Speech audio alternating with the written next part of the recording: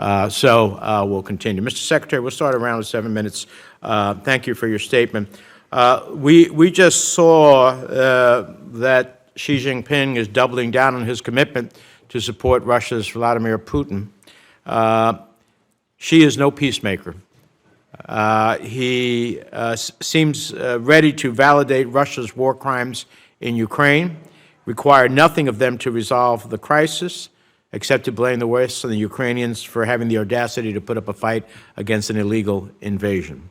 But in the process, Putin has become Xi's junior partner, because I was looking at those agreements, and they basically largely go one way towards China in terms of investments, but very little in back as it relates to Russia. But he needs the international approval that he thinks Xi gives him, and obviously they need each other for a variety of reasons.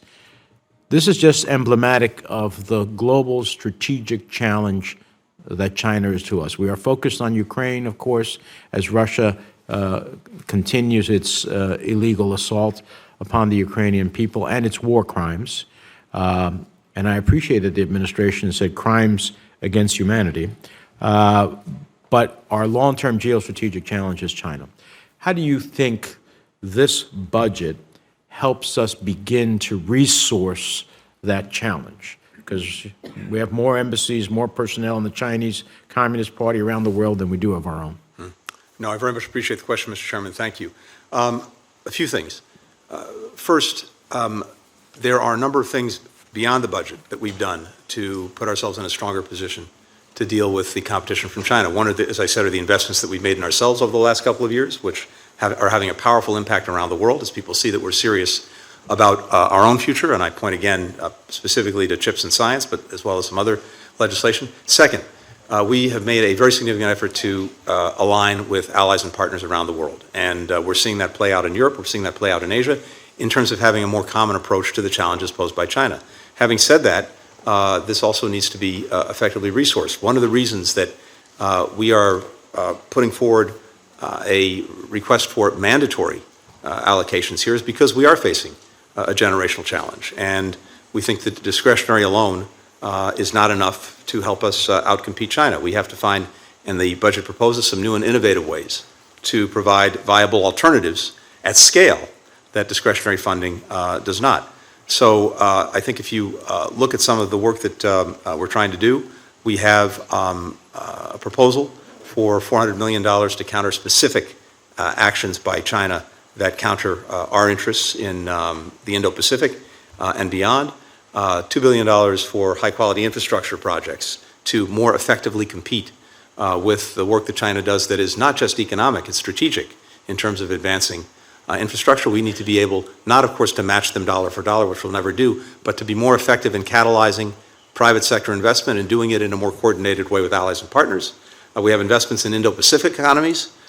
We have a new DFC fund, which is a critical tool, I think, to leveraging private sector investment. And we have this commitment to the Compacts of Free Association with the Marshall Islands, with Palau, with Micronesia, as well as more broadly with the Pacific Islands, where we are going to significantly increase our presence and engagement, all of which needs to be funded. I appreciate that. I think we need, and Senator Romney has raised this several times, this is like a whole-of-government perspective. I've asked you about the State Department.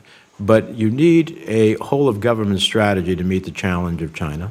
The CHIPS Act was one element of that the Congress passed last year. I hope we can get a strategic vision from the administration as to all the integrations of an all-of-government approach. These are good elements of that, but we need something broader, and we look forward to working with you on that. I want to turn to Iran for a moment. We have the committee stand in recess.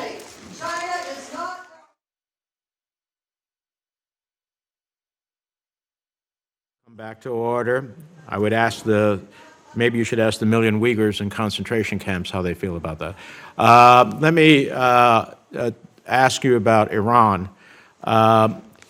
So Iran continues to march on in its fissile materials, about 87% now.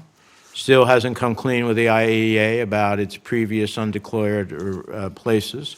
is providing drones. Yesterday there was an enormous number of strikes against Ukraine by Iranian drones given to the Russians, and obviously they must be getting things from the Russians that they need, particularly in equipment that they need to ultimately achieve some of their goals.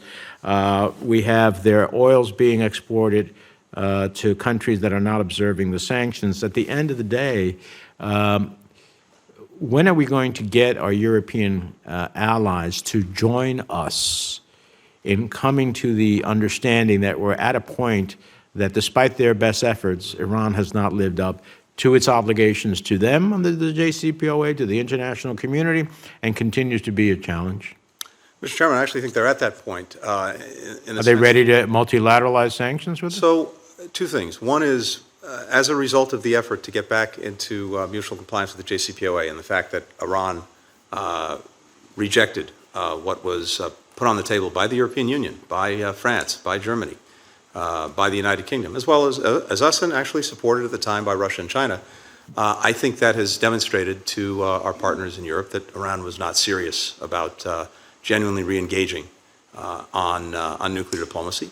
At the same time, the developments of the last 6 months, to include the provision of drones to Russia for its war of aggression against Ukraine, to include, of course, what's happening in the streets of Iran, the repression of its people, all of that has further concentrated minds in a significant way, including in Europe. We have taken increasingly coordinated actions together with our partners, particularly with regard to sanctions. We continue to do that. We are pushing back with them on the provision of drones and other technologies to Russia, including seeking to break up the networks, trying to get at the dual-use items that go into the manufacturing of these drones. And of course, we are working ourselves to deal with the actions that some of their proxies are taking in the Middle East itself, in Iraq and in Syria. I just think, Mr. Secretary, that the Europeans have not joined us in multilateralizing our sanctions, which at this time to Iran would have a huge consequence and hopefully change their calculus in a peaceful way. And I just hope we can engage more vigorously with them. I certainly talk to those who come to visit us and parliamentarians from those countries. It's time to come to the conclusion that if we want Iran to move in a different course, others have to join us as well. And I hope we are more robust in that part of the element of how we're dealing with Iran. Senator Risch. Well, thank you very much, Mr. Chairman. I